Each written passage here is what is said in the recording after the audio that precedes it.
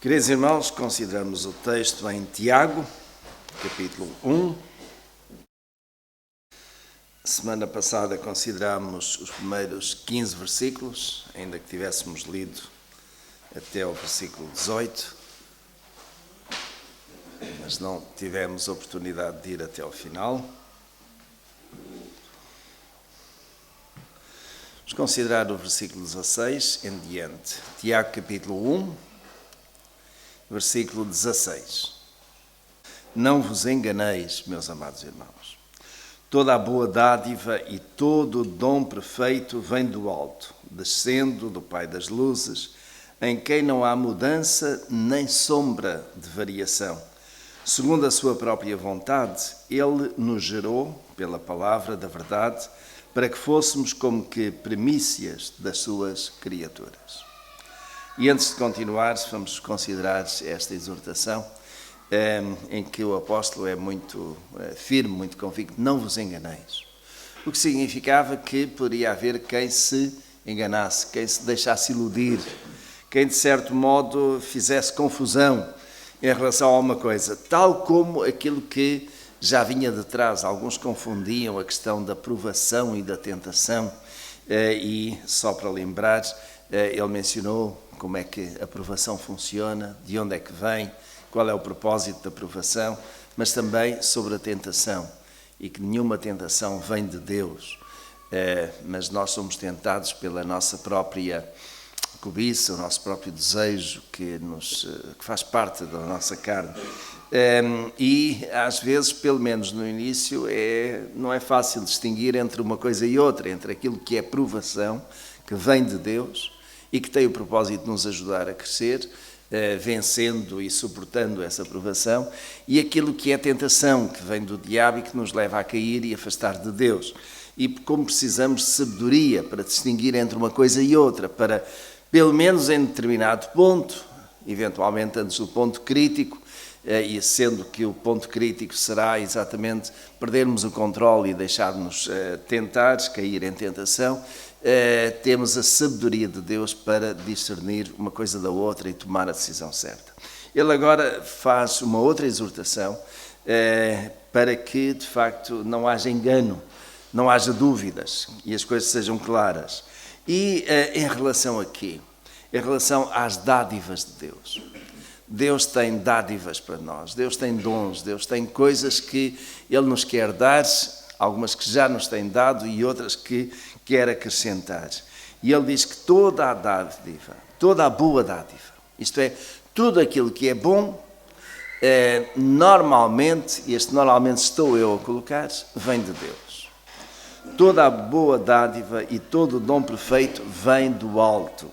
E eu digo aqui, normalmente vem de Deus. Porquê? Será que pode haver alguma boa dádiva que não venha de Deus, que venha do diabo? Pensem um pouco. Vou reportar-vos à situação de Jesus, quando foi tentado. Todos os reinos deste mundo te darei. Era uma coisa boa, não é?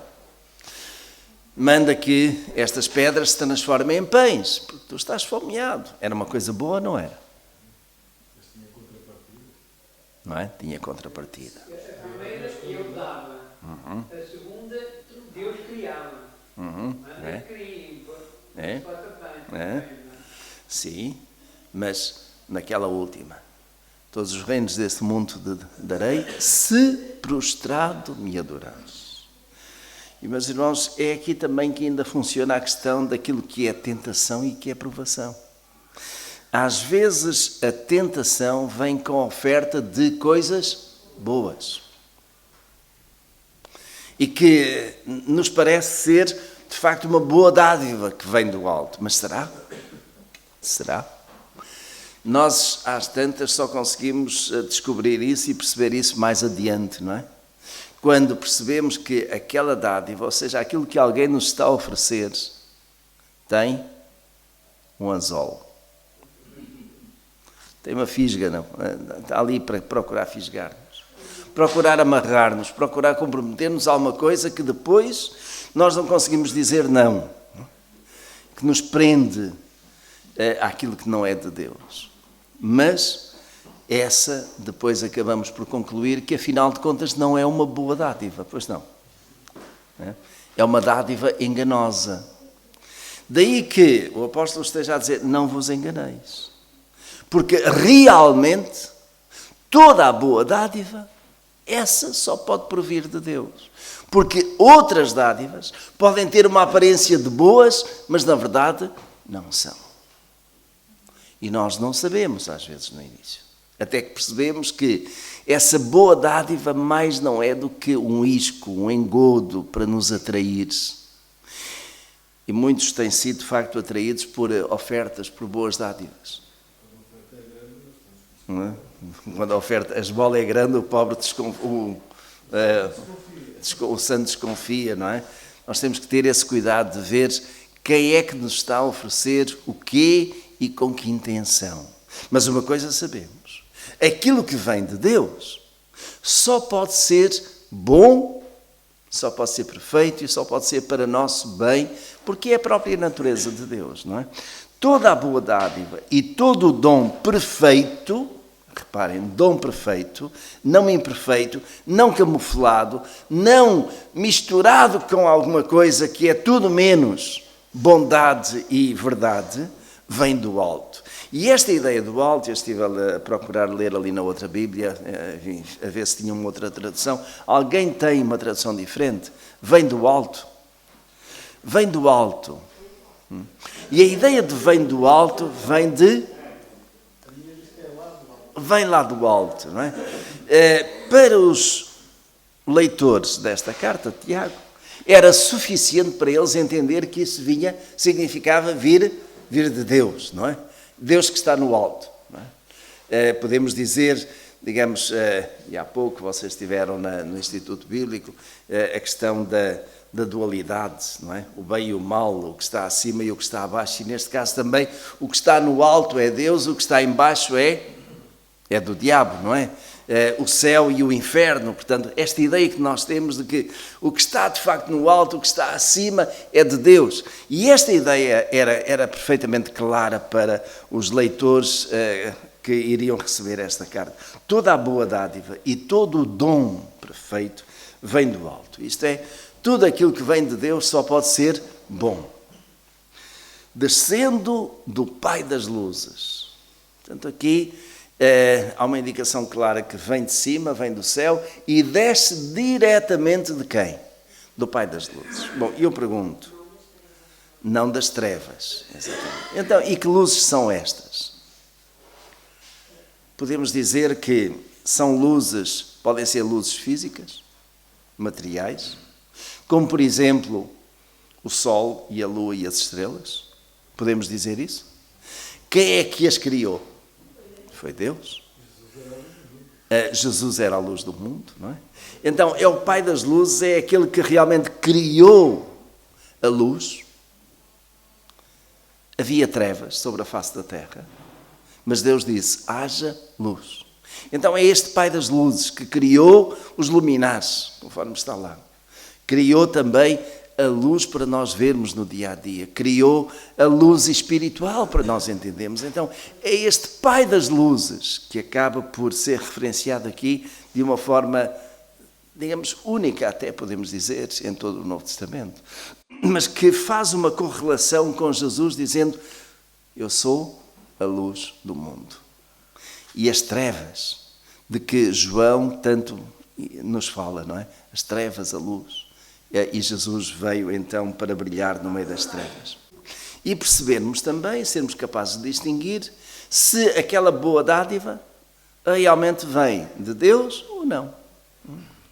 Então reparem, nós nos versículos anteriores, se Deus nos dá sabedoria para entender e discernir entre a provação e a tentação, dá-nos luz também para nós sermos capazes de discernir o quê? Se aquela dádiva, se aquele dom realmente vem de Deus ou não.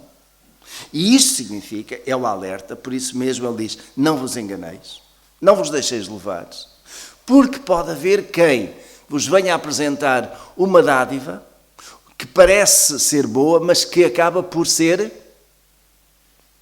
falsa. E sobre os dons, será que o diabo também dá dons aos homens? Dá o dom de fazer mal, dá o dom da mentira, não é? Dá o dom da palavra, não é? É capaz de dar o dom, reparem, o diabo é capaz de imitar dons espirituais. Não sei se os irmãos têm pensado nisso, mas o diabo é capaz de imitar dons espirituais, a tal modo que Jesus alertou os seus discípulos. Isto está lá em Mateus capítulo 7, no Sermão da Montanha, quando ele diz, Jesus voltando-se para o outro, não é? Não profetizámos nós em teu nome não expulsámos demónios, em teu nome não curámos, em teu nome isto e aquilo. E qual é a resposta de Jesus?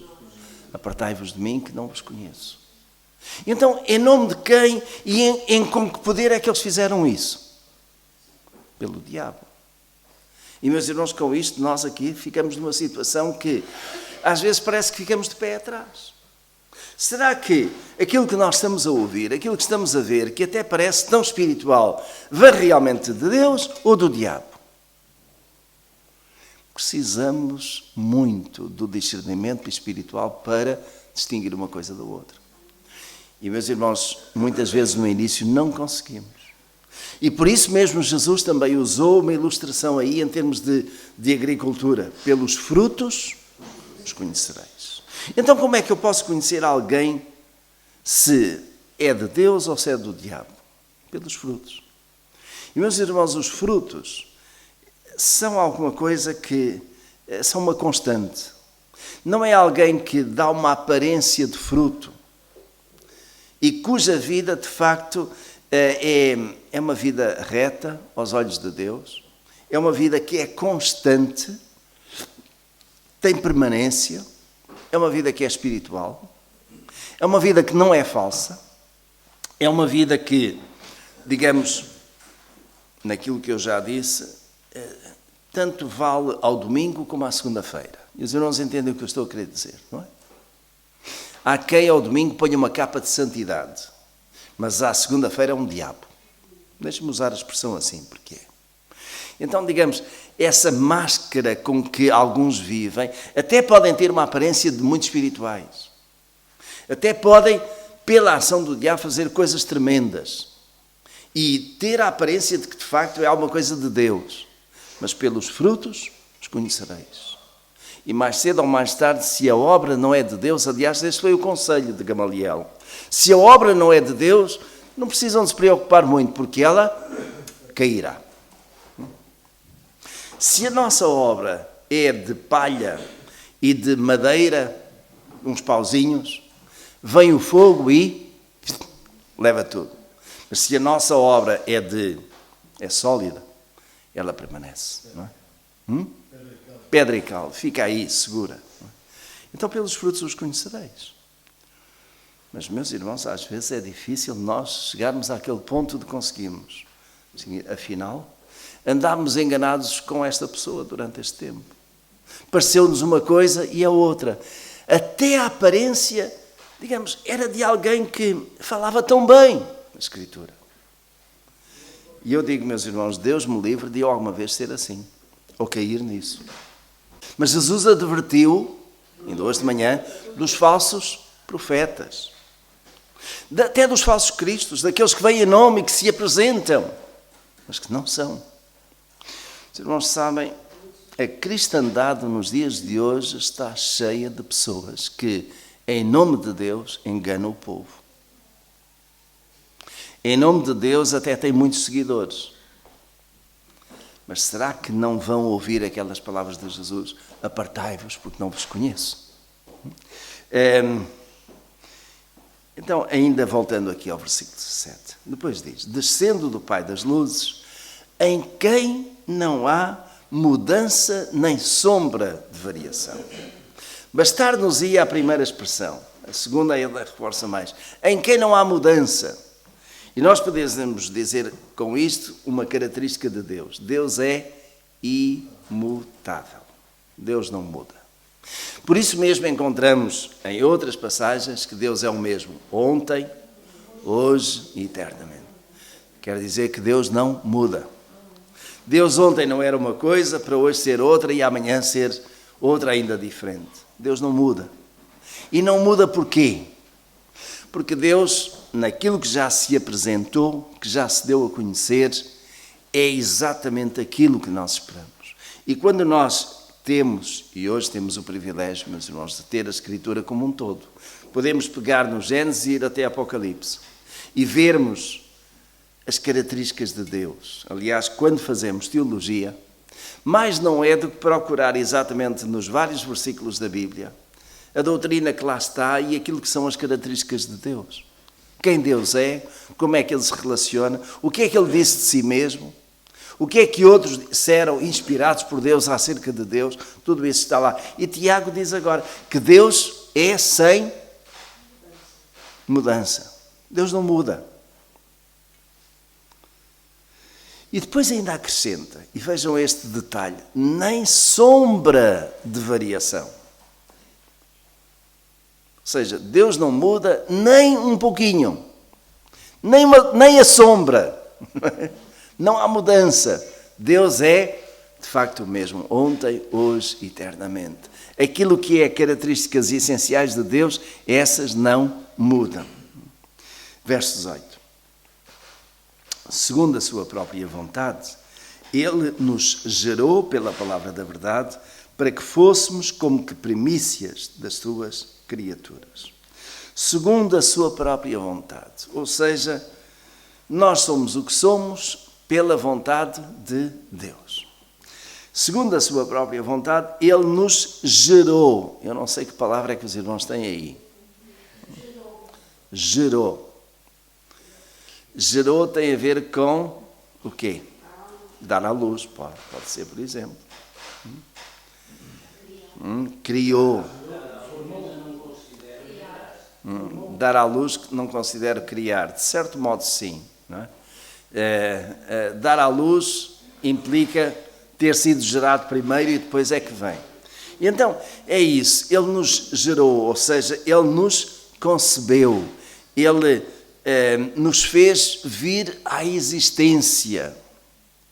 E, meus irmãos, como é que isto acontece? Como é que nós encontramos outras passagens na Escritura que dizem o mesmo?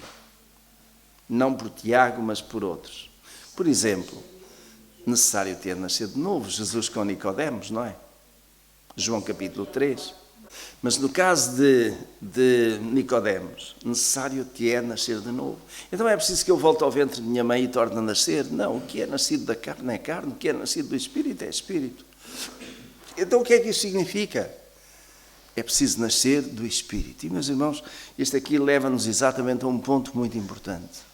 Nós, espiritualmente, estávamos mortos. Sem Deus, nós espiritualmente não existimos.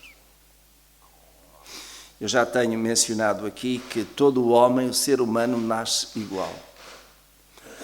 E, digamos, segundo a tricotomia, isto é, segundo o conceito que o homem é constituído por 3 partes, corpo, alma e espírito, isto segundo a filosofia grega, que de certo modo Paulo vai incorporar e que o autor da carta aos Hebreus também incorpora. Os irmãos lembram-se? Quando lá no fim diz que a palavra de Deus é como uma espada de 2 gumes capaz de separar, não é? Alma e espírito, até à medula, vai até lá, digamos, ao íntimo. Então, nesse sentido, todo o homem tem corpo, todo o homem tem sentimentos, aquilo que chamaríamos alma, psique, da psicologia, e todo o homem tem espírito. Isto é, tem uma parte que Deus colocou nele e que já vem de geração em geração, porque Deus nos fez assim, capazes de transmitir, digamos, essa natureza aí, mas em que, enquanto não houver, digamos, este rasgo de luz a entrar na nossa vida, para nós entendermos, a nossa alma está em trevas, a nossa alma, é melhor dizer, o nosso espírito está em trevas e precisa de nascer de novo. E como é que pode nascer de novo? Por aquilo que está aqui, e nós já sabemos, através da palavra da verdade. Então, a palavra da verdade, como que lança luz, como que aciona todo um processo de gestação espiritual. Reparem, eu acho muito interessante, de facto, quando nós começamos a pegar nestas palavras, meus irmãos. Reparem, esta palavra, gerar, que nos gerou. E o irmão Júlio disse, gerar não é a mesma coisa que dar à luz. E é verdade, deixem-me pegar aqui. Quando nós, seres humanos, geramos um filho, o que é que acontece? Havia duas células que estavam separadas, certo? E que se juntam. E quando se juntam, elas começam a multiplicar-se, a dividir-se. A multiplicação resulta da divisão. É muito interessante. Mas, digamos, formando ali uma massa, que vai ganhando forma e que vai tendo, por assim dizer, a separação dos vários órgãos. Até que nós temos um bebezinho formado. E esse bebezinho está lá, está a ser gerado, não é? Uma vida. Não é? Quando nasce, não é? Quando sai, já está gerado, quando se completa o tempo está gerado, mas houve ali um tempo em que foi sendo trabalhado. Em termos espirituais, meus irmãos, vejam isto. A palavra de Deus, alguém que ouve a palavra de Deus pela primeira vez, o que acontece? É a semente que é colocada lá. A semente, que é a palavra de Deus, é colocada, mas para ela germinar, ela precisa de quê? De um terreno. E esse terreno qual é? É o nosso coração. Não é? Então, a palavra de Deus entra no nosso coração. Começa a ser trabalhada, processada pela nossa mente. Vai se desenvolvendo, nós vamos entendendo o quê? Pela palavra, as coisas de Deus. E chegamos a um ponto em que é gerado em nós uma coisa tremenda. Fé. Fé para crer nessa palavra e fé para dizer e reconhecer: eu sou pecador. Cristo Jesus morreu na cruz do Calvário por mim. Eu, sem Cristo, não consigo nada. Sem Deus, eu sou nada. Espiritualmente, eu preciso de Deus. E quando isto acontece, pode haver um apelo público, pode haver apenas um apelo individual a cada um de nós, e nós tomamos a decisão de quê? De aceitar e reconhecer Jesus Cristo como sendo o nosso Senhor e Salvador. E nessa altura aí nós nascemos. Não foi isso que Jesus procurou dizer a Nicodemos? Necessário te é nascer de novo. Mas ele esteve-lhe a dizer a palavra. Aquele que é carne, mas o que é espírito? Então é o Espírito de Deus a trabalhar em nós esta palavra, a processar a palavra da verdade, de tal modo que ela vai produzindo em nós o efeito necessário de uma semente que encontra o solo e que começa a germinar até dar a plantinha, e a plantinha sai para fora. Então, meus irmãos, quando nós aceitamos Jesus como nosso Senhor e Salvador, nós estávamos a ser gerados espiritualmente e nascemos. E nascemos para uma vida com Deus, uma vida com Cristo. É isto que se chama o novo nascimento. Nascemos de novo. E agora reparem, e isso é que é interessante, segundo a sua própria vontade, Ele quem? Ele quem? O Pai das luzes, aquele que é imutável, aquele que é Deus, é que nos gerou. E Ele gerou-nos pela palavra da verdade. E por isso mesmo, se Ele é que nos gerou, então Ele é nosso Pai. Vocês não estão a ver? Por isso mesmo, João capítulo 1, verso 12. A todos quantos o receberem, Deus deu-lhes o poder de serem feitos filhos de Deus aos que creem no seu nome.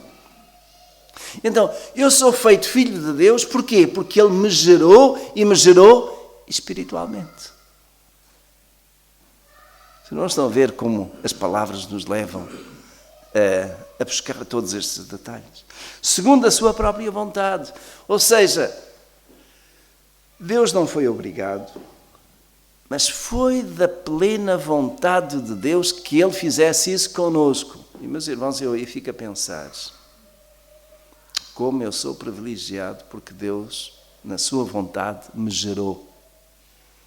E eu sou um filho de Deus, pela graça de Deus, pela misericórdia de Deus. E como é interessante que Paulo já diz na carta aos Efésios, que ele já antes da fundação do mundo tinha decidido isso. Antes da fundação do mundo, Deus sabia quais aqueles que iriam ser gerados, quais aqueles que iriam aceitar. Bom, mas isto coloca-nos um problema, meus irmãos. Se é assim, então aqueles que não são gerados não têm culpa. Não são gerados porque não querem. Não são gerados porque não deixam. Porquê? Porque a semente é lançada à terra, mas alguns é pedra. Vocês não estão a ver a diferença? O problema não está na semente, o problema está no terreno, está no solo. E por isso mesmo Jesus usou aquela parábola do semeador, não é? O semeador saiu a semear e lançou a semente. E onde é que ela caiu? Alguma caiu em terreno duro. Outra caiu em terreno que tinha espinhos e pedras. Digamos, até começou. Ou seja, até estava pronto a aceitar. E alguns, isto é interessante, é uma parábola extraordinária. Alguns até no nosso meio, às vezes logo do início, ouvem a palavra do Evangelho, levantam a mão, aceitam. Mas ao fim de umas semanas, o passarinho veio e comeu. É isso. Levou. O que significa que não chegou a ser gerado. Ou melhor, usando até as palavras humanas, acabou por dar em aborto espontâneo. Não é? Não completou, não deu à luz. Aquilo que saiu foi alguma coisa que ainda estava em formação, mas que desapareceu. Não é? E os irmãos têm a consciência daquilo que é um aborto espontâneo, com semanas, com poucas semanas, 8, 10 semanas. Não está formado. Não é? Há ali uma massa, um conjunto de células, mas que ainda nem sequer atingiram, digamos, aquela individualização e aquela perfeição para ser um bebê. Então, espiritualmente, nós às vezes somos assim também. Vemos algumas pessoas que ouvem a palavra, mas que ficam no entusiasmo, daí não passam. Não chega a haver uma geração espiritual completa. E por isso mesmo, digamos, podemos dizer, é um aborto espiritual. Meus irmãos, são palavras minhas só. Não quero que os irmãos levem isto e coloquem ao lado da Bíblia como sendo, digamos, é só uma questão de uma palavra leva a outra e uma ideia traz a outra, não é? Mas eu vejo assim, de facto, Deus procura ser muito, muito prático e entrar na nossa comunicação, na nossa linguagem, para que nós possamos entender. Segundo a sua própria vontade, Ele nos gerou pela palavra, agora notem, para que fôssemos como que primícias das suas criaturas. Uma vez mais, reforça a ideia de criação. Ou seja, a espiritualidade do ser humano é criação de Deus. Não é? Novas criaturas, exatamente. Onde é que isso está escrito? Não. 2 Coríntios, capítulo 5, verso 17. Quem está em Cristo, nova criatura é. As coisas velhas já passaram, isto tudo se fez de novo. Então, encaixa bem aqui, enquadra-se bem aqui nesta linha. Então, para que fôssemos como que primícias das suas criaturas. E primícias aponta-nos para quê? As primícias tinham a ver com os frutos, os primeiros frutos, as primeiras colheitas. Não é? E esta tem a ver com a colheita espiritual. Não é? E reparem, nesta altura em que Tiago está a escrever, os crentes daquele tempo eram as primícias da igreja primitiva. Hoje nós já não somos primícias, pois não? Em relação à igreja primitiva, já não. Mas em relação, digamos, aqui, ao trabalho em Matosinhos, continuamos a ser, não é? Sim, mas aqui a ideia de primícias são os primeiros a serem gerados, os primeiros frutos, não é? E naquela altura, os crentes do primeiro século foram os primeiros crentes, os primeiros, o resultado de toda aquela ação evangelística. Nós hoje não somos primícias em relação à Igreja Universal, mas em relação aqui à Igreja Local de Matosinhos, alguns, como o irmão Mérico, a irmã Laurentina, que já estão aqui há anos e que já se converteram há 50, 60 anos, nessa altura é que foi as primícias desta igreja, não é? Mas isso não significa que também aqueles que se vão convertendo hoje não sejam primícias, porque podemos dizer são primícias dos nossos dias, não é? Da conversão dos nossos dias. Mas a ideia de primícias aponta exatamente para aquilo que era a prática dos judeus de, quando faziam a colheita, traziam os primeiros frutos da terra, e que são chamadas as primícias. Muito bem, meus irmãos, vamos ver, ainda temos tempo para ver 2 versículos mais, pelo menos, ou 3. O 19, o 20 e o 21, que também tem bastante para nos exortar. Sabei isto, meus amados irmãos. Todo homem seja pronto para ouvir, tardio para falar e tardio para se irar, porque a ira do homem não opera a justiça de Deus. Pelo que, despojando-vos de toda a sorte de imundícia e de todo o vestígio do mal, recebei com mansidão a palavra em vós implantada, a qual é poderosa para salvar as vossas almas. E é natural que haja aqui diferença de texto. Primeiramente, verso 19. Todo homem, toda a mulher seja pronto pronto para ouvir, tardio para falar e tardio para se irar. Quantos ouvidos é que os irmãos têm? Quantas bocas? Será que isso diz alguma coisa? Tem uma língua lá dentro, não é? É. Seja pronto para ouvir. E, meus irmãos, peguem neste trio que está aqui. Ouvir, falar, irar. E como isto é tão problemático em tantas ocasiões. Tantas relações que são frustradas, que são difíceis de suportar, exatamente porque não é cumprido esta exortação que está aqui. Alguns são tardios para ouvir, prontos para falar, rapidíssimos para se irar. E os irmãos sabem qual é o resultado, não sabem? Meus irmãos, em que posição é que nós estamos em relação a isto? Vejam, é tão fácil quando nós estamos a ouvir alguém, temos logo a resposta pronta na ponta da língua. Mas essa resposta que está na ponta da língua pode não ser a resposta mais acertada. Porquê? Porque nós só estamos a começar a ouvir. Mas a nossa mente processa logo. Mas eu já sei o que é que vai dizer e tenho que responder já. Nem o outro acabou de falar. E o outro, à medida que vai falando, pode ir corrigindo, pode ir acertando, pode estar a justificar-se porque é que disse aquilo ou porque é que fez. E nós nem damos oportunidades, carregamos logo. Seja pronto para ouvir. E este pronto para ouvir, meus irmãos, requer uma coisa que está no versículo 21. Mansidão, paciência. Você é paciente a ouvir. Deixem-me colocar as coisas de outro modo. Você tem bom ouvido.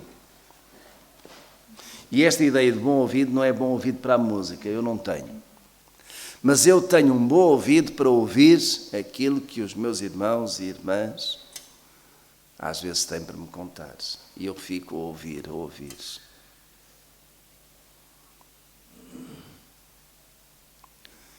Está a vir à minha mente as palavras de uma pessoa da minha família sobre a questão de ouvir e do ouvido do pastor, que eu não vou reproduzir aqui como ela diz, mas vou dar a ideia de que o ouvido do pastor não é o balde do lixo.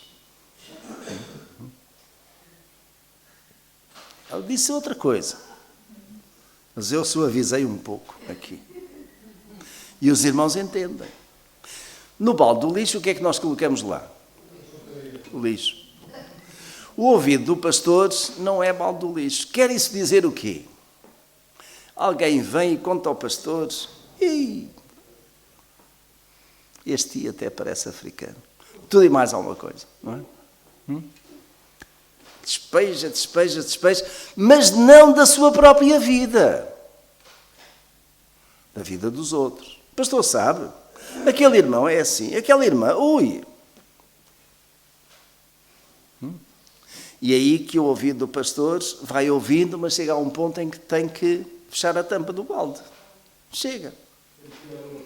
Tem que tirar o aparelho, não é? Nós temos que ter cuidado, mesmo quando nós falamos uns com os outros, de não estar a despejar. O que é que nós vamos dizer? Seja entre marido e esposa, seja entre irmãos. O que é que nós dizemos aos outros? E, meus irmãos, o que é que nós dizemos aos outros acerca dos outros? E o que é que nós dizemos aos outros acerca de nós?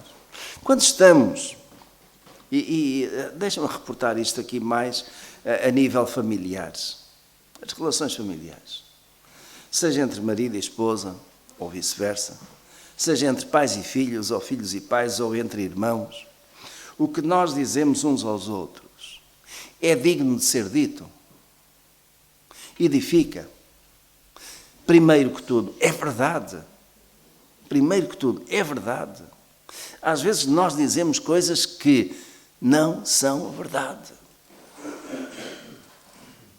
Nós ouvimos alguma coisa. E porque ouvimos, pegamos naquilo e achamos que... Nós achamos, já julgamos. É assim. E pegamos numa frase e acabamos por a compor, e nós é que já fizemos, digamos, a sentença e tudo. Às vezes não é, o contexto não é aquele. Nós precisamos nos assegurar, precisamos dizer, isto é para nós. Eu não sei se é verdade. Então, se não sei se é verdade, eu não vou estar a comentar, nem vou estar a querer guerrear ou a confrontar quem quer que seja com isso. Tem que ter esse cuidado. Seja pronto para ouvir, mas tardio para falar. E, meus irmãos, é terrível quando nós falamos e dizemos o que não devemos. Porque depois de estar dito, e quando é mal dito, traz, de facto, muitas complicações. Os irmãos sabem, têm experiência disso, que às vezes há amizades que se rompem exatamente por causa de uma palavra dita fora de tempo e que foi... Até pode não ter sido agressiva, ou pode não ter sido pela agressividade, quero eu dizer, mas pela falsidade. Porque se eu disser alguma coisa que é verdadeiro, ela até pode ser um bocadinho agressiva, mas é verdade. A verdade dói, como se costuma dizer. Mas uma mentira agressiva ainda dói mais. E nós temos de ter cuidado com aquilo que dizemos. Se eu não sei se isto é verdade, eu não vou falar dela. Eu tenho que buscar mais informação se eu quero ajudar, se eu quero envolver-me nisso. Porque às vezes o melhor até é não nos envolvermos. Sobretudo se eu sei que aquilo pode não ser verdade. Aquilo que me contaram, aquilo que eu ouvi. E eu não vou estar a apontar o dedo contra o meu irmão dizendo alguma coisa que ele disse quando eu não ouvi. Eu não sei se é ou não. Porque eu aí, meus irmãos, posso não estar apenas a ser pecador diante de Deus, como também a prejudicar a vida, a honra, a integridade do meu irmão. Eu não tenho o direito de fazer isso. E Tiago diz, todo o homem seja pronto para ouvir. Às vezes nós só ouvimos metade. Apanhamos as coisas no ar. Não ouvimos tudo. Quando estamos entre marido e mulher a falar, às vezes nós estamos a ouvir uma coisa e já estamos a pensar noutra, naquilo que vamos dizer, e aquilo que nós vamos dizer não tem nada a ver com aquilo que é a conversa. Temos de ter esse cuidado também aqui. Estarmos prontos para ouvir, sermos pacientes a ouvir. Mas, sobretudo, tardio para falar. Não precisamos ter pressa para falar.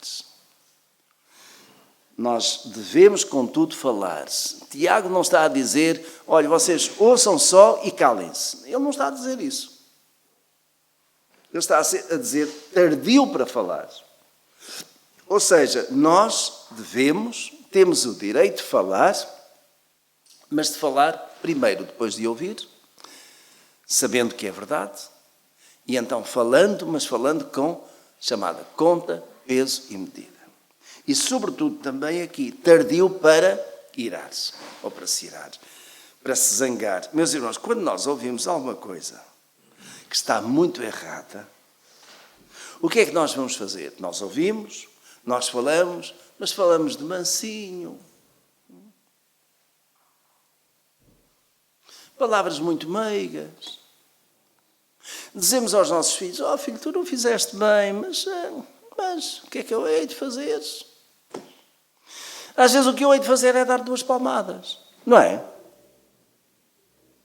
Mas não mais do que aquilo que deve ser feito. Mas a ideia da ira, meus irmãos, é denunciar aquilo que está errado e procurar que aquilo que está errado seja claramente sentido como estando errado. Nós não podemos contemporizar com aquilo que está errado. Mas primeiro precisamos de ouvir e de estar bem certos de que aquilo que ouvimos é a verdade. Segundo, falarmos aquilo que é justo.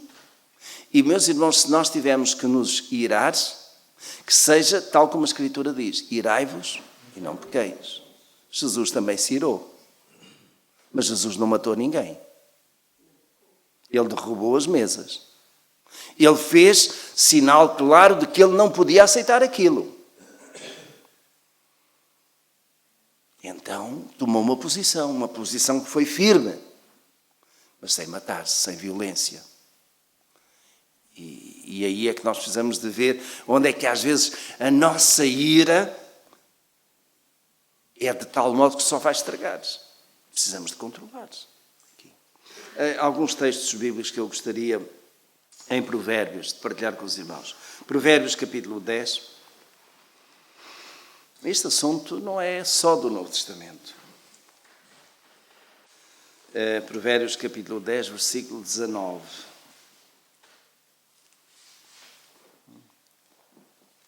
Vejam que o homem sábio, Salomão, escreveu: na multidão de palavras não falta transgressão, mas o que refreia os seus lábios é prudente. Na multidão de palavras não falta transgressão. Isto é, quanto eu mais falo, mais eu erro. Mais desacerto, não é? Que é muito fala, pouco acerta. Tudo isso, não é? Então eu tenho que medir bem o que eu vou dizer. Será que aquilo que eu vou falar é verdade? Está certo? Corresponde àquilo que é correto? Provérbios capítulo 13, versículo 3.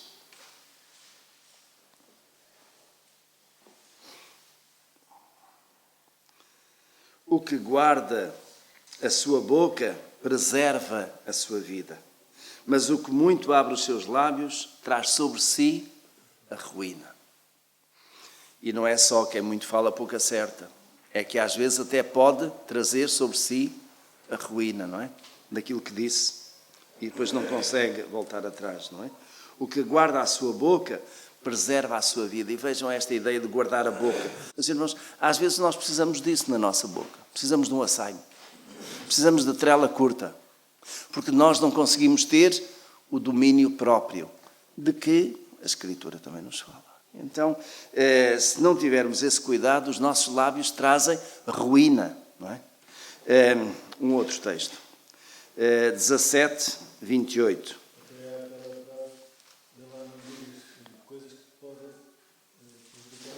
Podem prejudicar a ti próprio, não é? Provérbios 17, 28. Até o tolo, estando calado, é tido por sábio, e o que cerra os lábios, por entendido. E aqui, meus irmãos, tem a sabedoria do estar calado. O tolo que está calado não diz asneiras, também não diz nada de verdade, mas não diz asneira. E diante de outros que só dizem asneira, ele acaba por parecer o mais sábio. Então, esta é a ideia. O último versículo aqui de Provérbios Provérbios 29, 20. Vês um homem precipitado nas suas palavras? Maior esperança há para o tolo do que para ele. E os irmãos guardem essa. Eu guardo. Quando eu sou precipitado nas minhas palavras, isto é, quando eu digo precipitadamente, isto é, sem ouvir, sem ponderar, sem refletir, sem considerar se é verdade ou não aquilo que eu estou para dizer, então, digamos, aquele que é tolo é mais esperto, mais sábio, há mais esperança para ele do que para mim, porque eu sou, na verdade, pior que um tolo. Irmãos, isto é a sabedoria dos antigos. E que Tiago não faz mais do que ir buscar. E não considerámos nós a semana passada em Tiago, se alguém tem falta de sabedoria, peça a Deus. Nós precisamos de sabedoria para o nosso viver. E precisamos de sabedoria para o nosso falar, para o nosso agir, para a nossa forma de estar. Tantas coisas que nós dizemos que não devíamos ter dito. E, meus irmãos, a minha oração é que esta semana eu não diga alguma coisa que seja tolice. Que não diga alguma coisa em resposta ao que quer que seja que eu não refleti. Que eu não diga alguma coisa baseado apenas num impulso, numa precipitação, sem ter ouvido, ponderado e sem ter procurado a resposta certa. Meus irmãos, quando nós aconselhamos alguém, temos mais do que ouvir do que falar. Mas quando nós estamos nas nossas relações familiares, muito do sucesso da paz em casa tem a ver exatamente com isto. Seja o homem ou a mulher pronto para ouvir, tardio para falar, tardio para se irar. Que Deus nos ajude esta semana a sermos prontos para nos ouvirmos uns aos outros em casa, para sermos tardios a falar aquilo que não sabemos, aquilo que pode não ser verdade, aquilo que precisa de ser confirmado e também tardios a zangar-nos. Precisamos de refriar, não é? Os nossos impulsos, sem precipitações, sem impulsos, sem destemperado, sem sermos destemperados, não é? Mas equilíbrio. Isso faz parte do crescimento cristão. É alguma coisa que o Senhor quer ver em nós. E como o Senhor tem paciência em trabalhar connosco e nos ajudar a isso. Os irmãos estão a ouvir alguém que procura ouvir, procura ser tardio a falar, mas muitas vezes tem que falar mesmo. Tardio, sobretudo, sou tardio a irar-me, mas às vezes cá dentro quase que parece um vulcão, não é? E nós temos que buscar o Senhor e deixar que o Senhor ajuda-me a fazer a minha parte. Mas aquilo que eu não posso fazer ou que está para além do meu limite, que o Senhor faça. Que o Senhor faça essa parte em cada um de vós. Que faça essa parte em mim também. Que Ele nos ajude, Ele vai nos moldando para que realmente nós possamos ser úteis nas suas mãos. E que os irmãos sejam, de facto, pedras preciosas nas mãos do Senhor. E que esse equilíbrio entre o falar, o ouvir e o agir seja, de facto, controlado pelo Espírito. Amém?